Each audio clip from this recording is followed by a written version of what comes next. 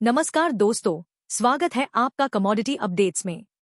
अगर आप आजकल भारत के एग्रीकल्चरल कमोडिटी मार्केट को ट्रैक कर रहे हैं तो एक नाम सबसे ज्यादा सुर्खियों में होगा, कोकड़ाकुल यानी कपास खली। पिछले सिर्फ एक महीने में इसकी कीमतों में 11% से ज्यादा का उछाल आया है और ट्रेडर्स के बीच एक ही सवाल गूंज रहा है, क्या ये तेजी टिकेगी? और क्या हम जल्द ही 3600 रुपए का वो लेवल देखेंगे? हाँ बिल्कुल। और ये सवाल सिर्फ सट्टेबाजी का नहीं है। नहीं, बिल्कुल नहीं। इसके पीछे जमीन पर हो रहे कुछ बहुत बड़े बदलाव हैं। ये सिर्फ एक कमोडिटी की कहानी नहीं है। ये मौसम, सरकारी नीतियों और हमारी आपकी थाली तक पहुंचने वाले दूध की कीमत की कहानी है। एग्जैक्टली। और आज हम इसी कहानी की परतों को खोलेंगे।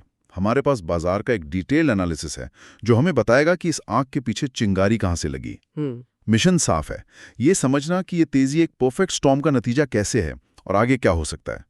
तो चलिए शुरू करते हैं। बिल्कुल। सबसे पहले जरा मौजूदा बाजार के आंकड़ों पर नजर डालते हैं। नंबर्स क्या बता रहे हैं? नंबर्स एक बहुत ही बुलिश कहानी सुना रहे हैं।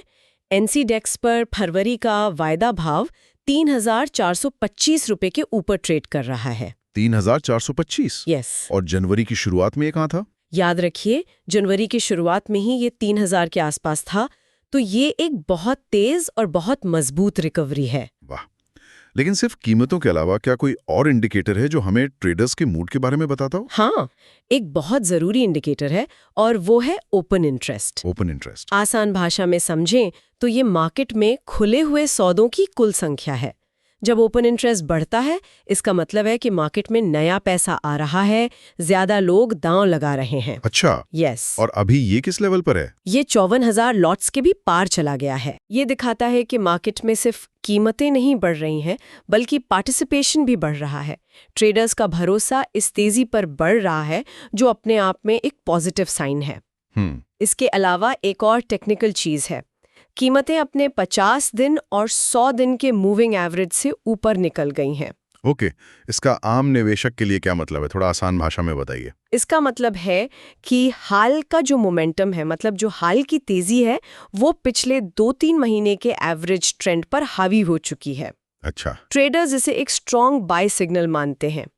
ये ऐसा है जैसे कोई रेस में दौड़ रही गाड़ी ने न सिर्फ अपनी स्पीड बढ़ाई है, बल्कि अब वो बाकी गाड़ियों से साफ तौर पर आगे निकल गई है। ठीक है, तो मार्केट गर्म है, ट्रेडर्स पैसा लगा रहे हैं और चार्ट्स भी गोगो कह रहे हैं, पर ये सब हवा में तो नहीं हो रहा होगा? नहीं, बिल्कुल नहीं। जरूर जमीन पर कोई बड़ी वजह होगी। सप्लाई के साथ ऐसा क्या हो रहा है कि बाजार में इतनी कमी महसूस हो रही है? यहाँ असली कहानी ये नहीं है कि सप्लाई कम है। असली कहानी ये है कि सप्लाई पर हर तरफ से दबाव पड़ रहा है। हर तरफ से? हाँ, इसे आप एक त्रिगुट घेराबंदी कह सकते हैं। पहला और सबसे बड़ा फैक्टर है उत्पादन। कितना असर पड़ा है उत्पादन पर? जबरदस्त असर। कॉटन एसोसिएशन ऑफ इंडिया मतलब CAI का अनुमान है कि इस साल कपास का उत्पादन लगभग 29.2 मिलियन बेल्स रह सकता है। 29.2 मिलियन बेल्स? और इस आंकड़े को सही से समझने के लिए ये जानना जरूरी है कि ये पिछले 10 साल में सबसे कम उत्पादन है। 10 साल में सबसे कम? ये तो बहुत बड़ी बात है। बहुत बड़ी। इसका मतलब तो ये हुआ कि फैक्ट्रियों तक पहुंचने वाला कच्चा माल यानी बिनौला ही कम है। तो फिर कपास खली कहां से बनेगी? अब बिल्कुल सही जगह पहुंचे। कम कपास का सीधा मतलब है कम बिनौला, और कम बिनौले का मतलब है कपास खली की सप्लाई में भारी कटौती। बिल्कुल।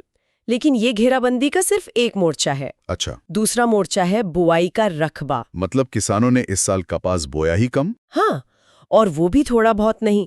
इस साल कपास की बुआई का एरिया लगभग 20% तक कम हुआ है। 20%? हाँ, तो समस्या सिर्फ इस साल की पैदावार में नहीं है, बल्कि शुरुआत से ही कम फसल बोई गई थी। किसानों ने शायद दूसरी फसलों को ज्यादा तरजीह दी, जिसका सीधा असर बिनौले की कुल उपलब्धता पर पड़ रहा है। तो मतलब खेत में पैदावार कम और किसानों ने बोया भी कम, ये तो डबल झटका हो गया। बिल्कुल। और अब आता है तीसरा और शायद सबसे निर्णायक मोर्चा, सरकारी नीति। सरकारी नीति? वो कैसे? सरकार ने 1 जनवरी से कपास खली के आयात पर 11% का इंपोर्ट ड्यूटी फिर से लगा दिया है। एक मिनट, इसका मतलब यह हुआ कि अगर कोई व्यापारी बाहर के देशों से सस्ती कपास खली मंगवाकर यहाँ की कमी पूरी करना चाहे तो उसे अब वो 11% महंगी पड़ेगी। ओह, एकदम सही। जब आयात महंगा होता है तो घरेलू बाजार में जो माल मौजूद है उसकी डिमांड और कीमत दोनों आसमान छूने लगती हैं। इस एक कदम ने बाहर से आने वाली सप्लाई का दरवाजा लगभग बंद कर दिया है और घरेलू कीमतों को एक मजबूत सपोर्ट दे दिया है। लेकिन क्या ये एक तरह का मतलब प्रोटेक्शनिज्म नहीं है? इससे हमारे डेयरी किसान तो शायद बच जाएं, लेकिन क्या आखिर में दूध और महंगा नहीं हो जाएगा, जिसका असर आम आदमी पर पड़ेगा? ये एक बहुत वैलिड सवाल है और अर्थशास्त्र में इसकी हमेशा दो राय रहती हैं। एक तरफ ये कदम घरेलू उत्पादकों को बेहतर दाम दिलाने में मदद करता है, सही है। लेकिन दूसरी तरफ एंड कंज्यूमर यानी दूध खरीदने वाले आम ग्राहक पर बोझ बढ़ सकता है। फिलहाल मार्केट पर इसका असर साफ है, सप्लाई और टाइट हो गई है। तो ये है वो त्रिगुट घेराबंदी जिसकी आप बात कर रही थी। 10 साल का सबसे कम उत्पादन, 20% कम बुआई और ऊपर से 11% का आयात शुल्क। सप्लाई के लिए बचने का कोई रास्ता ही नहीं छोड़ा गया है। आपने इसे बिल्कुल सही तरीके से समेटा है। ठीक है, तो सप्लाई पूरी तरह से चोक हो चुकी है, लेकिन सिक्के का दूसरा पहलू भी है।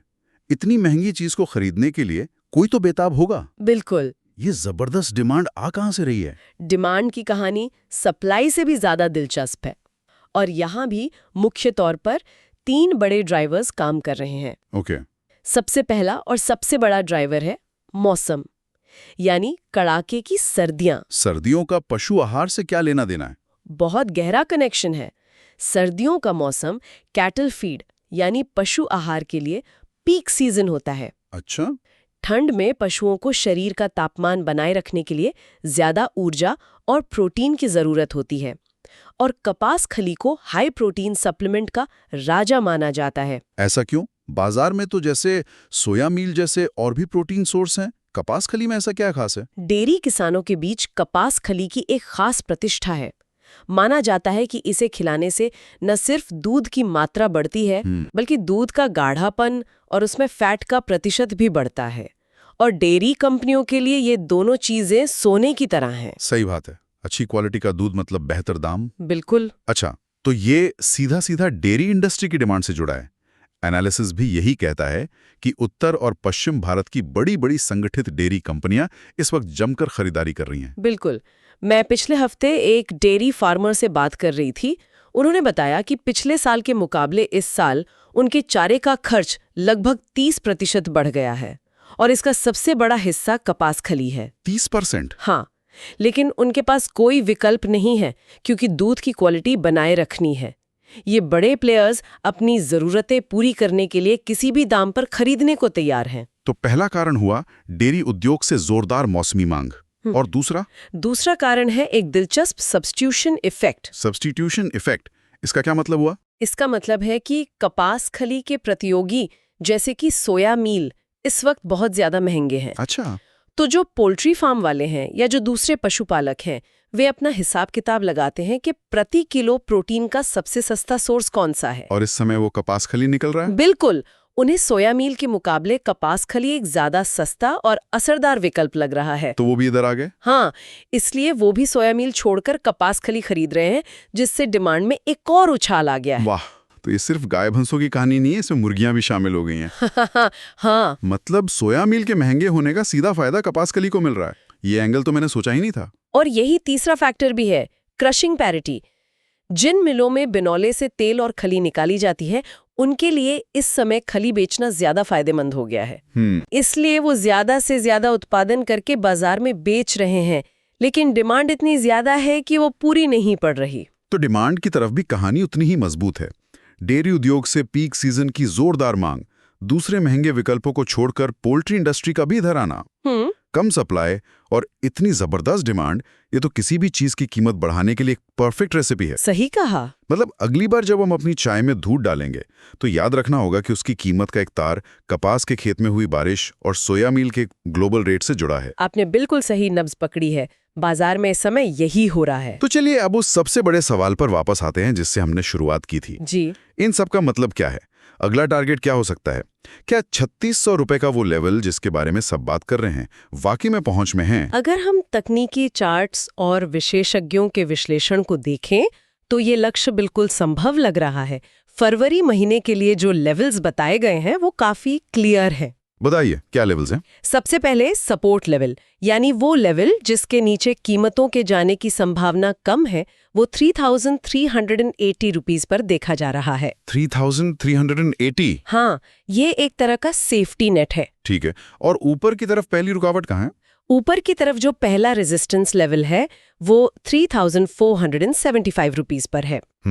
और अगर बाजार इस लेवल को मजबूती से पार कर लेता है तो जो इमीडिएट टारगेट दिया गया है वो 3,515 से 3,600 के बीच है। तो मतलब 3,600 का लक्ष्य एनालिसिस में साफ तौर पे शामिल है। हाँ, बिल्कुल। ये तो काफी आशावादी तस्वीर लग रही है, लेकिन एनालिसिस में इससे भी आगे की कोई संभावना जताई गई है? हाँ, एक और महत्वपूर्ण बात पर जोर दिया गया है।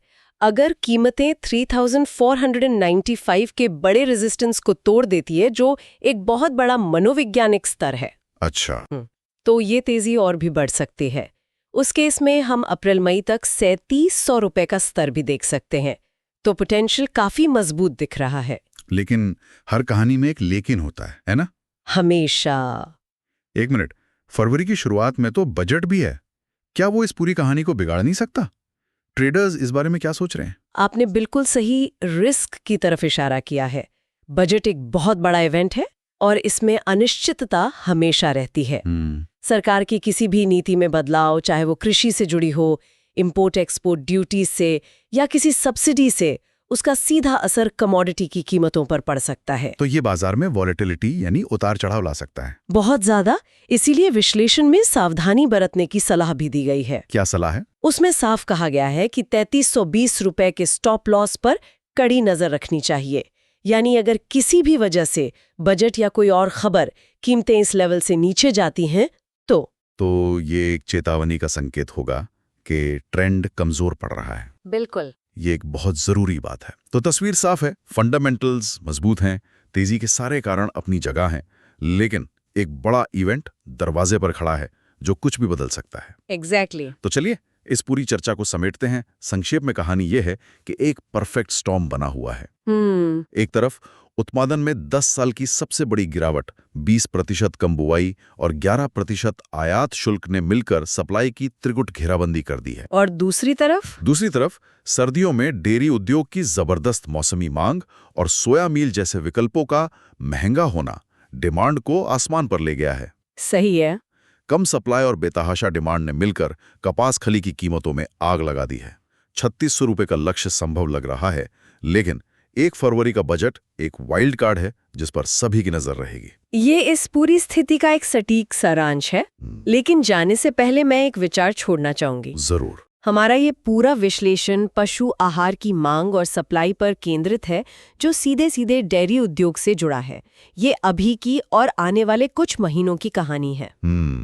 यहाँ सोचने वाली एक बात ये है कि बदलते जलवायु पैटर्न जो कपास जैसी फसलों की पैदावार को और अनिश्चित बना सकते हैं, या फिर लोगों की खाने पीने की आदतों में लॉन्ग टर्म बदलाव, जैसे कि प्लांट बेस्ड दूध मतलब ओट मिल्क या सोया मिल्क की तरफ झुकाव। हाँ बिल्कुल, प्लांट बेस्ड विकल्पों का बढ़ना या डेयरी की खपत में कोई और बड़ा स्ट्रक्चरल बदलाव भविष्य में, यानी आज से 5 या 10 साल बाद कोक्सीडोमिल जैसे किसी उत्पाद की बुनियादी मांग को ये चीजें कैसे प्रभावित कर सकती हैं? ये एक बड़ा सवाल है। हाँ, ये आज की चर्चा के दायरे से बाहर है, पर इस पर सोचना जरूरी है। एक जरूरी बात, ये चैनल सिर्फ एजुकेशनल और इन्फॉर्मेशनल पर्पस के लिए है।